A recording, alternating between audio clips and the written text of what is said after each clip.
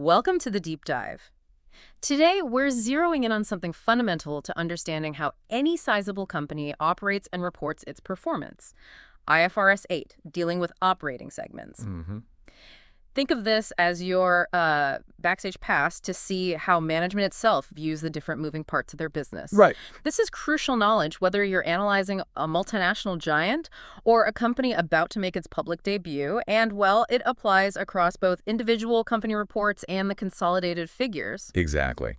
To really get a handle on this, we've sifted through, well, quite a stack of information. We're looking at feedback from the European accounting experts, EFRAG, on proposed improvements, a clear summary from BDO, the official definitions from the Irish Auditing Authority, ISA, Okay. the ISB's own detailed reasoning behind the standard, a staff paper addressing specific questions about revenue and expense reporting, a review of how well IFRS 8 has worked in practice, the latest proposed changes to the exposure draft, and, practical insights from Grant Thornton. Our goal today is really to pull out what truly matters to you, giving you a clear picture of segment reporting without getting too bogged down in accounting jargon. Okay, sounds good.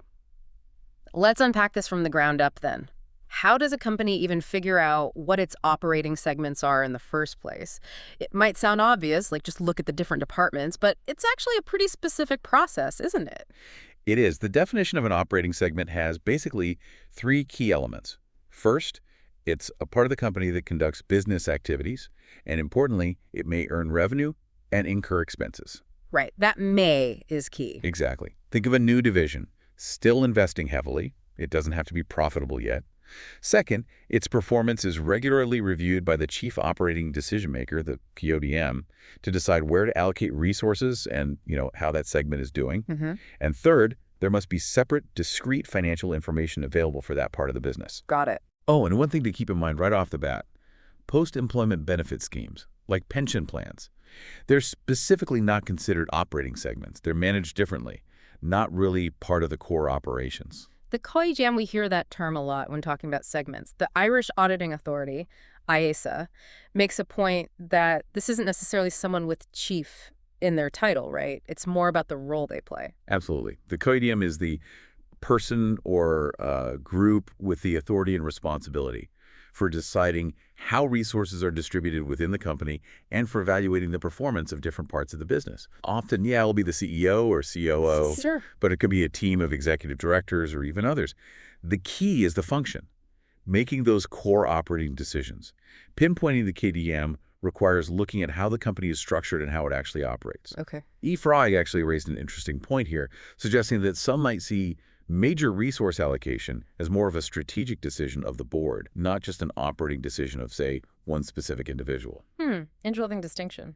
Yeah, but under IFRS 8, the KODM role is still focused on those operational levers. Okay, here's where it gets, well, really interesting. What if the person or group identified as the CODM looks at the business in more than one way? Maybe they get reports broken down by product line and by geographical region. Which view determines the operating segments then? That's a critical question, yeah. And it gets to the heart of the management approach in IFRS 8. When the KODM uses more than one set of segment information, the company has to figure out which view best reflects how management actually runs the business, and therefore provides the most useful information to users, like you. Okay, so it's about usefulness. Right. Grant Thornton emphasizes that you should consider things like the nature of the activities within each component, who's responsible for managing them day to day, and how information is regularly presented to the board of directors. The IASB's thinking here, which they detailed in their basis for conclusions, is that the information regularly seen by the top decision makers usually signals how they truly view the business segments. Makes sense. And what about when one part of a company primarily sells to another part? Like, a mining division that sends all its ore to the company's own smelting plant. Can that still be considered a separate operating segment? I think BDO and Grant Thornton mentioned vertically integrated examples. Definitely. Even if a segment's main or even only customer is another internal segment, like that oil production unit feeding the refinery, it can absolutely still be an operating segment. Okay. The basis for conclusions specifically discusses these vertically integrated businesses. It highlights that understanding the performance of each stage of production can be really valuable for assessing the company's overall future cash flow potential. Because, well, different parts of the value chain will have different risk and reward profiles. Right, it's different risk. So as long as it's managed as a distinct unit with its performance regularly reviewed and separate financial data available, those internal transfers don't disqualify it. Okay, so we've figured out how a company defines its internal operating segments. But you don't necessarily see all of those listed out in financial statements, do you? That's where the idea of reportable segments comes in and those specific numerical thresholds. Exactly. IFRS 8 has specific quantitative benchmarks. An operating segment is considered significant enough to be reported separately if it meets at least one of these. Its total revenue, both from external customers and from other segments within the company, is 10% or more of the total combined revenue of all operating segments. Okay, 10% of total revenue. Or its profit or loss is 10% or more of the greater of either the total profit of all segments that made a profit or the total loss of all segments that incurred a loss. You look at the absolute values here. Got it, the bigger absolute number. And finally, if its assets are 10% or more of the total combined assets of all operating segments, BDO's summary provides a really clear breakdown of these. No. Importantly, these thresholds are based on the figures reported to the CODM before any accounting adjustments made at the consolidated level, like eliminating intercompany transactions. Right, the internal view. The IASB kept these percentages, 10%, from previous standards because they're seen as, well, objective and pretty well understood benchmarks. So when you're looking at a company's reportable segments, remember that each one hitting these 10% marks in revenue, profit, or assets is likely a major piece of their overall business. And then there's the 75% revenue rule. That sounds like a backstop, almost, to make sure enough of the company's business is actually being reported at the segment level. Can you explain how that works? It acts as a safety net, yes. If the total external revenue reported by all your individually reportable segments adds up to less than 75% of the entire company's total external revenue, Okay. then you have to identify additional operating segments as reportable, even if they don't individually meet those initial 10% thresholds, until you reach that 75% mark for external revenue. Ah, I see. So you keep adding smaller ones until you hit 75%. Exactly. Grant Thornton points out that while IFRS 8 doesn't specify exactly which additional segments to pick, companies should consider both their size and nature and, the overall goal of providing useful information to users. Makes sense. What if a company has, like, a lot of really small operating segments? Can they just lump some of them together for reporting purposes? That sounds like the aggregation rules we saw mentioned. Yes, aggregation is permitted, but it's quite strict. 2 or more operating segments can only be combined and reported as one if they share similar economic characteristics, and they are alike in all of the following ways: the nature of their products or services, their production processes, the types or classes of customers they serve, the methods they use to distribute their products or deliver their services, and, if it's applicable, the regulatory environment they operate in. Wow, all of those. All of them. IFRS specifically agreed with emphasizing that all these criteria must be met. The basis for conclusions highlights that this is basically to prevent companies from combining segments that are fundamentally different, which was apparently a concern under earlier accounting rules. So no, just sweeping a bunch of dissimilar small units under the rug to make the segment reporting look cleaner. Exactly. Oh. Unless they truly share those core characteristics across all those dimensions. Okay. However, there's also a practical aspect to consider.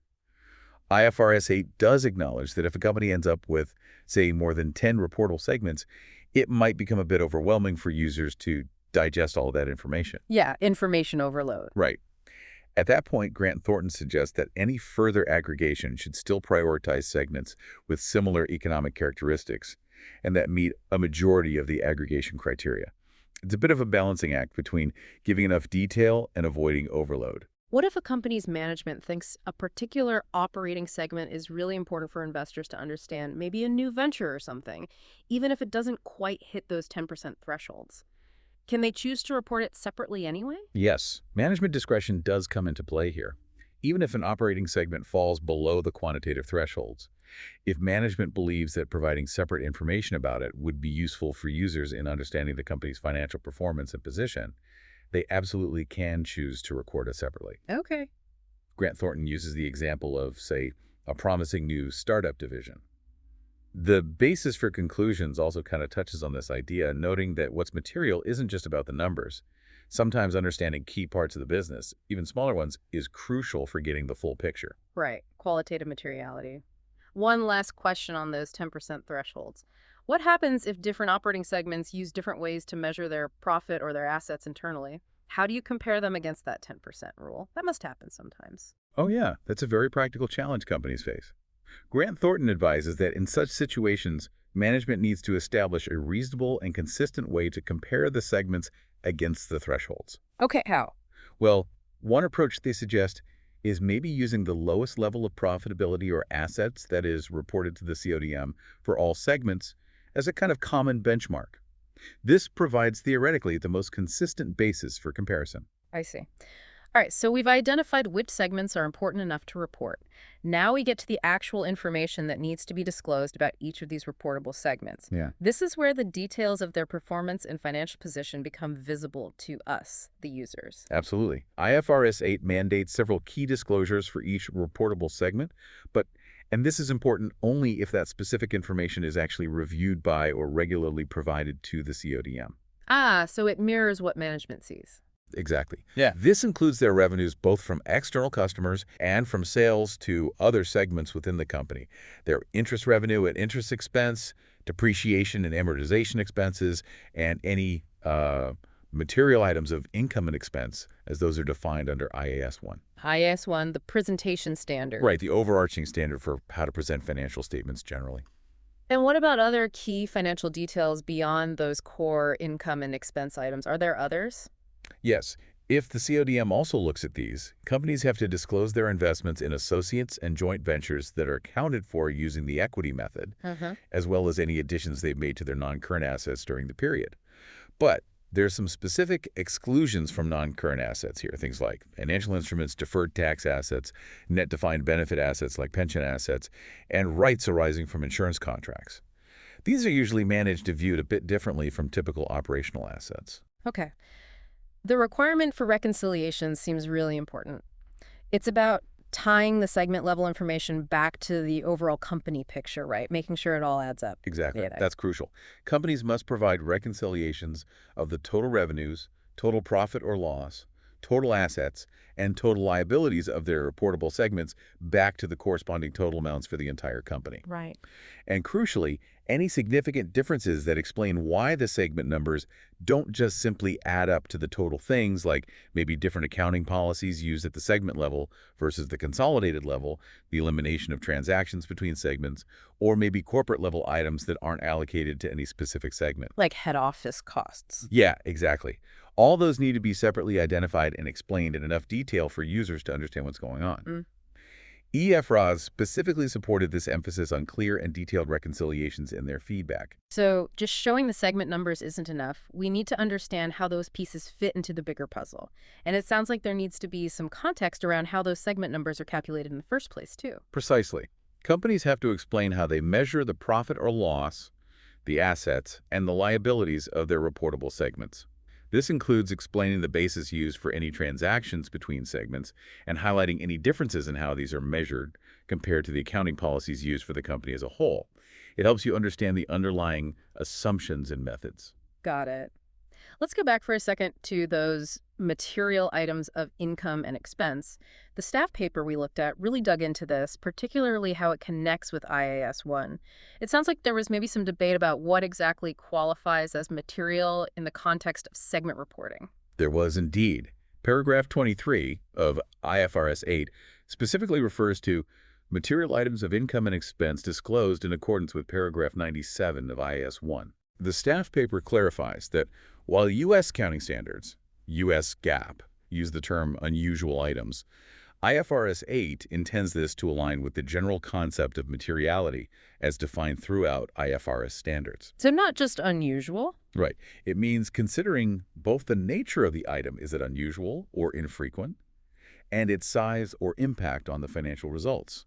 So it's not solely about things that are way out of the ordinary, although those can certainly be material. So even if something isn't that unusual in the grand scheme of things, maybe it happens occasionally, if it has a significant impact on the performance of a specific segment, it would likely need to be disclosed at that segment level. That's a key takeaway, yes. The assessment of whether an item is material needs to consider the overall context of the company's financial statements. naturally. But if an item is significant to understanding a particular segment's performance, it should be disclosed for that segment. Even if it's shown elsewhere. Even if it's also presented somewhere else in the main financial statements, yeah.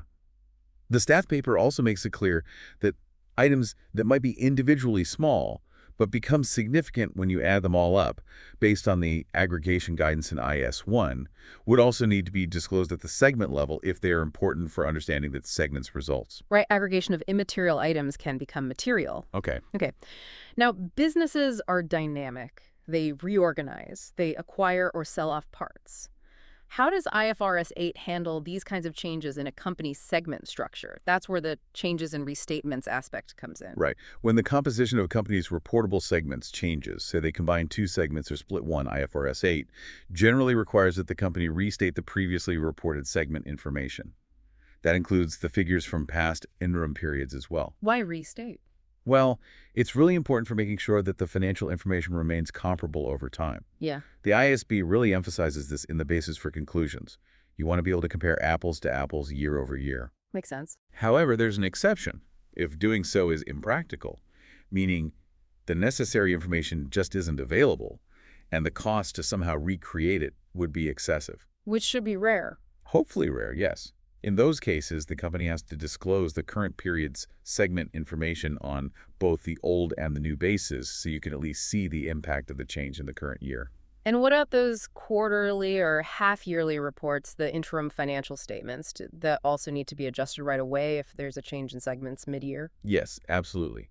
When a change in segment composition happens, the segment revenue, both external and internal, and the profit or loss information that's required in interim reports must be restated for all previously reported interim periods in both the current and the prior financial year. Again, unless it's deemed impracticable. Okay. Actually, the proposed amendments to IFRS 8 aim to strengthen this requirement in interim reports. They might require restatement in the very first interim report after the change, covering all comparable prior periods presented. So even faster updates. Exactly. It's all about giving users up-to-date and comparable information as quickly as possible. IFRS agreed that applying these amendments retrospectively makes sense for ensuring comparability. Our outline also mentioned ongoing issues and amendments. It sounds like IFRS 8 hasn't been, a static set of rules since it was first introduced back in, 2006? That's right. The post-implementation review that the IASB conducted a while back highlighted several areas where there have been ongoing questions and maybe some inconsistencies in practice. Like what? Well, for example, there have been concerns about how consistently different companies define their operating segments, even within the same industry sometimes. And some companies apparently found applying the aggregation criteria difficult in a uniform way. Okay. So the proposed amendments in the current exposure draft are trying to address some of these points. They aim to clarify, for instance, that the CODM is about the function someone performs, not just their specific job title. We talked about that. And that it can be an individual or a group, potentially including non-executive members. They also propose requiring companies to actually disclose the title or role of the CODM. Ah, transparency. And to explain any differences if these segments reported in the financial statements are different from how the business is discussed in other parts of their annual report, like the management commentary or MD&A. That's interesting. So consistency across the whole report. Yeah, that responds to concerns from regulators about ensuring consistency across all of the company's public reporting. The amendments also add more examples to the aggregation criteria to provide clearer guidance on when it's appropriate or not appropriate to combine segments. More guidance is usually helpful. Right. And interestingly, the proposed changes also suggest explicitly allowing companies to disclose additional segment information, even if it's not information that's regularly reviewed by the CODM. Oh. If they believe it would help investors get a better understanding of the business. As long as, of course, it doesn't contradict the main CODM reviewed information. So potentially more detail if management thinks it's useful. Okay. Finally, let's just touch on the management approach itself again.